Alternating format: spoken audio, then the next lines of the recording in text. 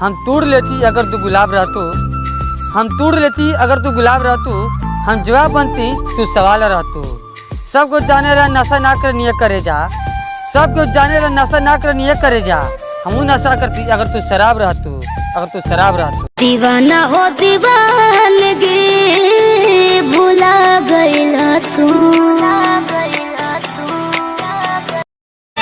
शराब में शराब पीने से का फायदा, शराब में शराब पीने से का फायदा। राती के पीने से दिने को उतर जाला, राती के पीने से दिने को उतर जाला। ए भैया लोग, अगर पियही के बा तो 2 बूंद बेवफा के पी के देखो, पियही के बा तो 2 बूंद बेवफा के पी के देखो कि सारा मन नशा में गुजर जाला, सारा मन नशा में गुजर जाला, नशा में गुजर जाला। तो घूंट मुझे भी पिला दे शराबी दे फिर